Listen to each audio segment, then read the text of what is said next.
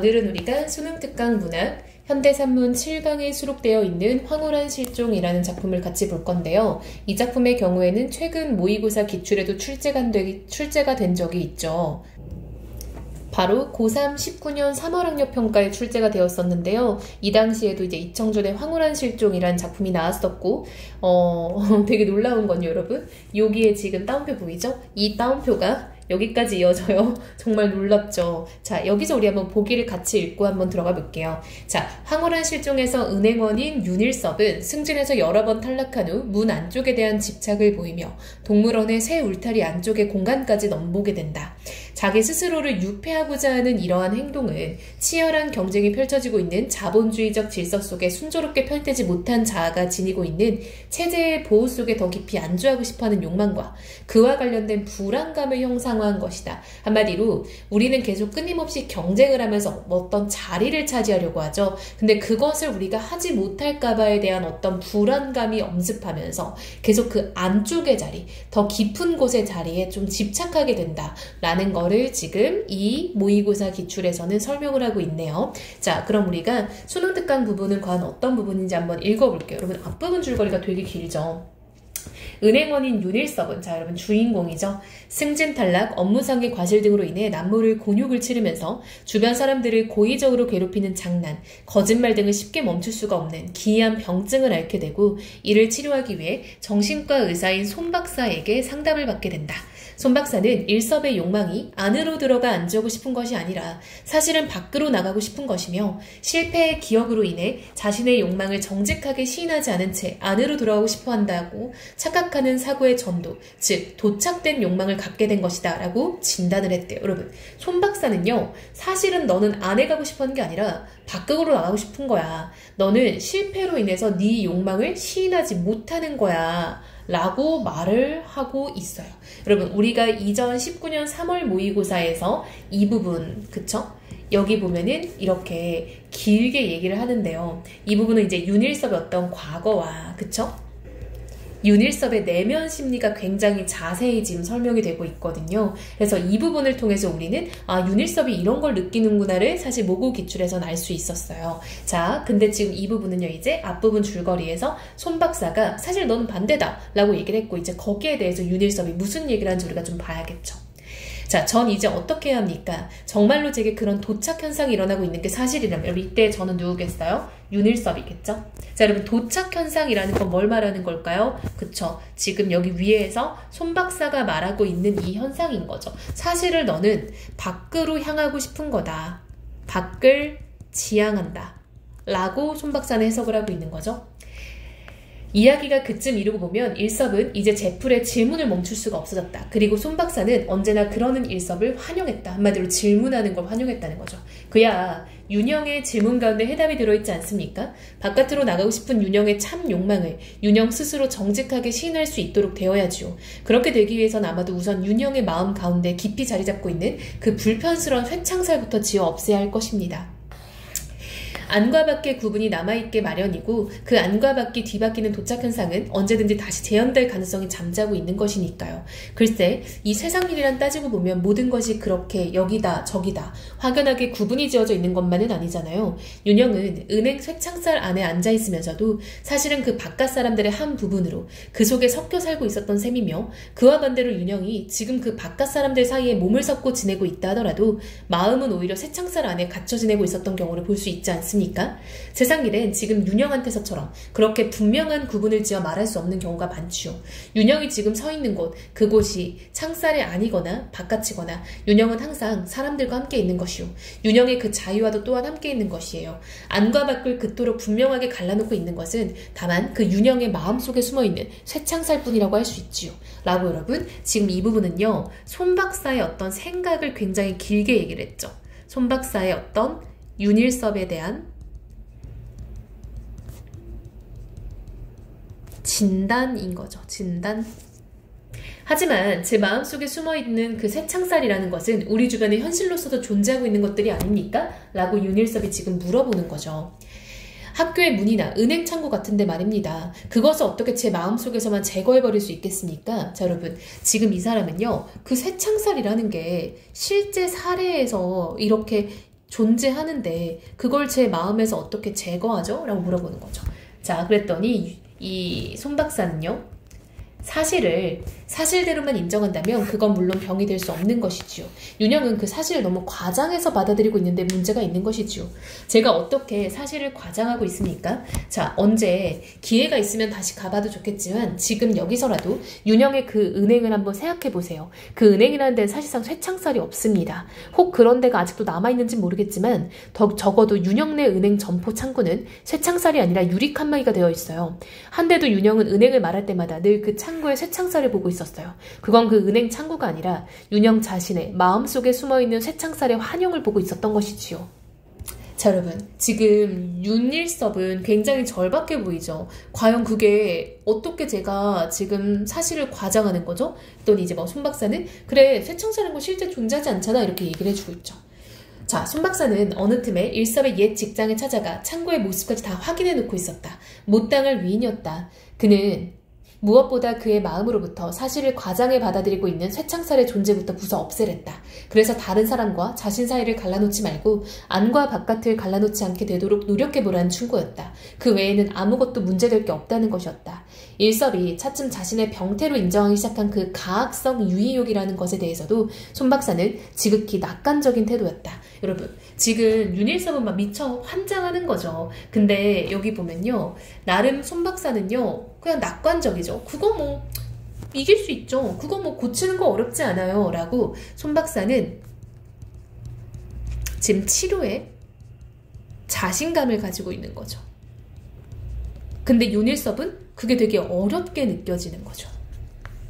그건 따로 염려할 일이 못 돼요. 윤영에게 늘 그 안과 밖이 따로 있기 때문에 윤영은 누군가가 윤영을 그 밖으로 내쫓으라고 있는 것 같은 불안한 자기 도착에 빠지게 되고, 그래서 윤영은 그런 불안을 이기기 위해 상대방을 먼저 공격하게 된다는 점은 아까도 설명했죠. 그런데 윤영의 그런 자기 방어 욕망이 윤영에겐 다른 일에서도 늘 그랬듯이 정면으로 떳떳하게 표현되질 못하고 은밀한 복수심으로 변형되어 나타난 것입니다. 상대방을 속이고 상대방이 골탕을 먹고 낭패를 겪는 것을 보고 윤영은 그 자기 방어 욕망을 간접적으로 만족시키고 있었던 격이란 말입니다. 쇠창살에서부터 비롯된 2차 병증의 한 현상일 뿐이에요. 윤영의 노력으로 그 마음속의 쇠창살이나 안팎의 도착증이 제거되고 나면 그런 외형적인 증상은 저절로 자취를 감추어주게 될 것입니다. 한마디로 여러분, 지금 손 박사는요, 네가 쇠창살의 존재만 없애버린다면 안과 밖의 구분도 없어질 거고, 그럼 그 바깥에 있는 사람에 대한 공격성도 사라질 거다라고 말을 하는 거죠. 시일이 지나다 보니 손 박사의 말은 상당량 사실로 증명되어가는 부분이 있었다. 일섭은 손 박사의 충고대로 자기 마음속의 쇠창살을 뽑아내는데 그런 대로 정직한 노력을 기울였다. 여러분, 한마디로 일섭도 나름 그 말이 맞다라고 일단은 듣고 노력을 했다는 거죠. 그리고 이번에는 손 박사의 충고에 의해서가 아니라 그 스스로의 노력으로 안과 밖의 경계선을 지우는데 상당한 성공을 거두고 있었다. 손 박사의 장담대로 쇠창살의 그림자가 마음속에서 차츰 자취를 감춰가자 그의 유의욕 역시 제풀에 점점 흥미가 떨어지기 시작했다. 전날처럼 불안스러운 생각도 덜했고, 더군다나 누군가 주위 사람을 골려주는 따위의 장난에는 흥미나 쾌감을 느낄 수가 없게 되어갔다. 자, 여러분, 나름대로 이제 이 윤일섭 역시 자신의 어떤 남을 괴롭히는 그런 생각들, 남을 괴롭히는 행동들 같은 것들이 조금씩은 완화되고 있었다라는 걸 알 수 있겠죠. 즉, 윤일섭의 증상이 나름대로 완화가 되고 있네요. 그러자 어느 날 손 박사는 마침내 그를 집으로 돌아가라고 했다. 집에서 쉬면서 일주일에 한두 번 정도 병원으로 와서 자기를 보고 가기만 하면 된다는 것이었다. 일섭은 이번 때처럼 별 군소리 없이 그날로 곧 병원을 나왔다. 그리고 손 박사의 당부대로 며칠씩 만에 한 번씩 병원을 찾아가 그를 만나고나 했다. 그런데 그게 문제였다. 자, 여러분, 그런데 문제가 발생했대요. 퇴원 후에 몇 번째던가 병원으로 그 손 박사를 찾아가 만난 날이었다. 손 박사는 그날 일섭을 보자 이제 모든 게 잘 되어가고 있다면서 못하면 집으로 돌아가는 길에 창경운 소풍이라도 잠깐 하고 가는 게 어떠냐고 친절한 충고를 덧붙였다. 손 박사로선 그쯤에서 아마 일섭의 치료 효과를 한 번 더 확인해보고 싶었던 모양이었다. 손 박사의 의도가 어떤 것이었든 일섭으로서는 어쨌든 고마운 조언이 아닐 수 없었다. 오랜만에 바람이라도 좀 쐴 겸 창경원 문을 들어선 일섭은 거기서 비로소 손 박사의 음흉스러운 음모를 깨달은 것이다. 그리고 그 손 박사의 교묘한 음모에 감쪽같이 속아온 자신을 다시 발견한 것이다. 자, 여러분, 지금 여길 보면요, 일섭은요, 무슨 생각을 하냐면요, 바로 이 생각. 거기서 비로소 손 박사의 음흉스러운 음모를 깨달았고요. 그 교묘한 음모에 자기가 속아왔다라고 생각을 했대요. 자, 그런데 여러분, 우리가 지금 읽어보면요, 손 박사는 일섭을 속일 의도가 있어 보여요? 그쵸? 없습니다. 손 박사는요, 진짜로 진정성 있게 정신과의 어떤 의사로서 일섭을 치료하고 있어요. 근데 지금 일섭은 손 박사의 의도를 오해하고 있는 거죠. 이 사람은 역시 나를 지금 이렇게 망하게 하려는 거였구나. 얘는 지금 음모가 있었구나 라고 생각을 하는 거예요. 한마디로 지금 치료가 엇나가기 시작한 거죠. 자, 중략이 됐습니다. 자, 여러분, 이 중략되기 전 부분이 바로 여기 이제 이전에 나왔던 모고기출 부분과 꽤 이제 유사하죠. 그쵸? 여기 윤일섭의 증세가 쇠창살과 관련이 있다고 본 손 박사의 진단과 처방에 따라 병증이 호전된 윤일섭은 퇴원을 하게 됐고, 그쵸? 어느 날 이제 그 창경원에 가보라고 해서 가게 된 거죠. 그러면서 지금 여기 나와있죠. 손 박사는 여태까지 윤일섭 자기를 속이고 있었던 게 분명했다. 여러분, 이게 바로 윤일섭의 생각인 거죠. 그래서 윤일섭은 손 박사가 나를 속이고 있었고, 사실 나는 지금 상태가 별로 좋지 않은데 지금 이 사람이 나를 지금 뭔가 나쁘게 계속 굴려가고 있었구나, 이렇게 지금 생각을 하게 된 거예요. 자, 이어서 우리 중략 이유 가볼게요. 사자 우리 앞에 몰려선 사람들은 터무니없이 모두 기가 잔뜩 죽어있었다. 행여 녀석의 비위를 건드리게 되진 않을까 걱정스러운 듯 한결같이 거동들이 조심스러웠다. 녀석이 마치 사람의 말을 알아들을 수나 있기나 한 것처럼 녀석 앞에선 갑자기 목소리가 공손해지거나 아예 입을 다문 채 숙연스런 표정으로 침착스레 우리 앞을 지나갔다. 어쩌다 녀석과 눈길이라도 마주치면 시선을 피하는 건 오히려 사람들 쪽이었다. 그건 아무래도 사람들이 녀석을 구경하는 게 아니라 녀석 쪽에서 사람들을 구경하고 있는 격이었다. 그리고 그런 사정은 앞서 원숭이 우리 앞에서도 물론 마찬가지였다. 자, 여러분, 이게 바로 윤일섭의 해석인 거죠. 윤일섭은 어떻게 생각을 하냐면요, 지금 사람들이 그 사자를 구경하는 게 아니라 사자가 사람들을 구경하고 있다고 느끼는 거예요. 한마디로 우리 밖에서가 아니라 우리 안의 사자가 우리 밖의 사람을 구경하고 있다 라고 해석을 한 거죠. 이게 이제 윤일섭의 내면인 거죠, 여러분. 근데 여러분, 이게 바로 전도된 생각이잖아요. 그쵸?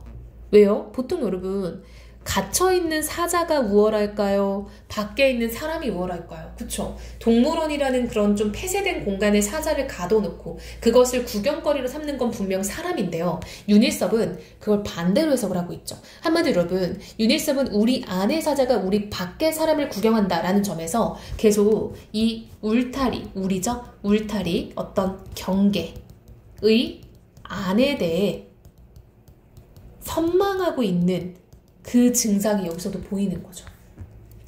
거기서도 구경을 한 쪽은 사람이 아닌 침팬지 쪽이었다. 그쵸, 여러분? 비슷한 해석인 거죠.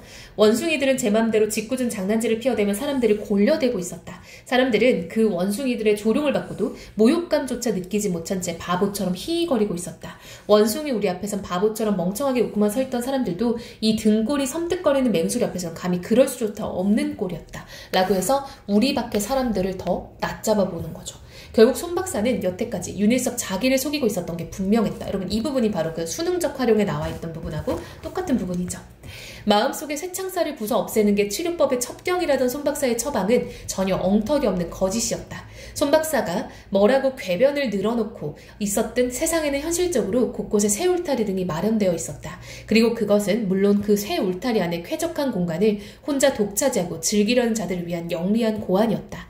선택을 받은 자들은 그 안전한 새 울타리 보호 속에서 기분 좋게 바깥 세상 구경이나 하면서 살아가고, 선택받지 못한 자들은 바깥으로 쫓겨난 채 선택받은 자들의 모욕적인 눈길 속에서 우왕좌왕 방황을 계속하는 게 현실이었다. 자, 여러분, 지금 이 부분에서 윤일섭의 주요한 어떤 그런 생각이 해석이 되고 있는데요. 자, 윤일섭은요, 쇠 울타리 안에 있는 사람들은 쾌적한 공간에 있는 사람이고요. 그렇지 못하고 밖에 있는 사람들은 뭔가 패배하고 쫓겨난 사람들이다 라고 생각을 하고 있는 거죠. 지금 계속 윤일섭은요, 반복적으로 울타리, 경계, 안을 선망하고 있다 라는 게 여전히 드러나고 있죠. 그것은 참으로 유닛섭으로선 커다란 각성이었다. 하물며 그 울타리의 안락한 보호가 사자 따위 들짐승에게까지 이르러 있음이라. 한마디로 저런 동물도 저걸 봤는데 나는 지금 그것도 못하고 이런 거죠. 손 박사도 실상은 그 선택받은 자들과 한무리임이 분명했다. 손 박사에게도 자신의 새창살이 몰래 간직되어 오고 있었을 건 두말할 나위가 없었다. 손 박사에게 그것이 없다면 정상이 아닌 것은 유닛섭 자기가 아니라 오히려 그 손 박사 쪽이었다.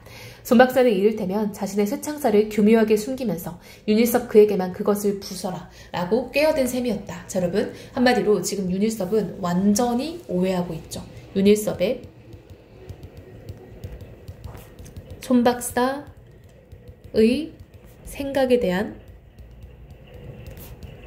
오해와 왜곡인 거죠. 손 박사가 그에게 자신의 새창살을 부수라 충동질한 것은 그의 곁에서 내쫓으려는 음흉스러운 깸스 외에 아무것도 아니었다. 더더구나 그 우리 넘어 짐승에 대한 그의 정당한 분노를 아직도 제 마음속에 새창살을 부수지 못한 병태의 하나라 단정하려 든다면 그건 사람과 축생의 위신을 뒤바꿔 놓으려는 손 박사의 무서운 배신일 수밖에 없었다.